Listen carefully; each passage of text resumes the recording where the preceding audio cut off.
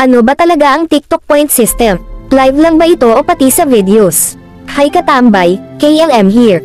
Ngayon, pag-uusapan natin ang isang topic na sobrang daming nalilito. Ang TikTok point system. Marami kasi ang nag-aakalang pati sa posted videos may points.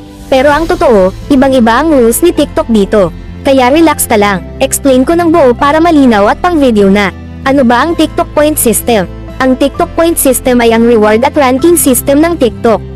Pero para sa live streams, ito yung sistema kung saan kumikita ka ng points, level up ka as creator, at mas nababoost ang live mo kapag mataas ang engagement.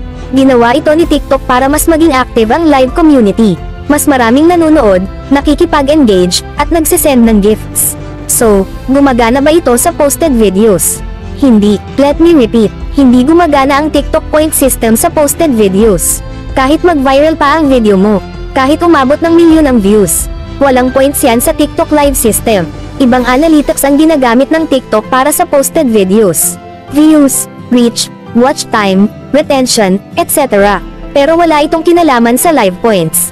Bakit live lang ang may points? Kasi ang TikTok live ay nakabase sa real-time engagement, gifts, viewer missions, creator missions, live ranking, at leveling system. Dito pumapasok yung watch time points, gift points, mission points, at iba pang mechanics. Sa live stream kasi, nagaganap ang real-time economy ng TikTok. Dito sila kumikita sa gifts at dito nila binibigyan ng rewards ang creators.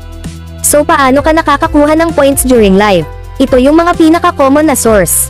1. Watch time. Kapag mas matagal nanonood ang audience, mas mataas ang points mo. Halimbawa, 1 minute watch equal 1 point depende sa event. 2. Gifts. Every gift has a point value. Mas malaking gift, mas malaking points. 3. Engagement. Likes, comments, shares, follow sa live mismo. May mga event na nagbibigay ng bonus points dito.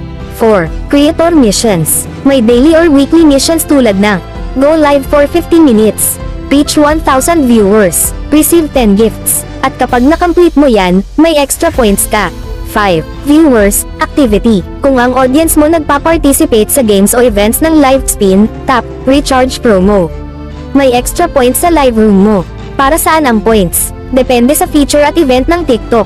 Pero kadalasan ginagamit para leveling up. The more points, the higher your creator level, level 1 hanggang level 20. Mas mataas ang level equals mas mataas ang chance ma-recommend ang live mo. Live boost. Minsan pwede mong gamitin ang points para i-boost ang live visibility.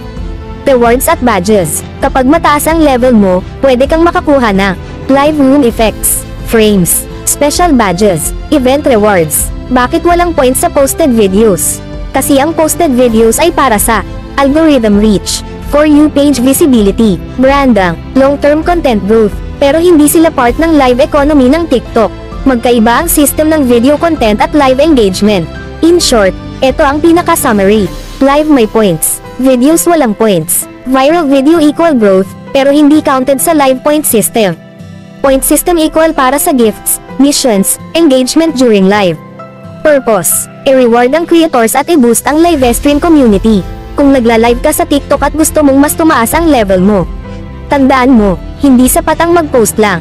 Kailangan mo talagang maging active sa live stream para pumasok ang points. Kung gusto mo naman ng content like this, tips, explanations, o live stream guides, follow mo ako para updated ka lagi, mga katambay.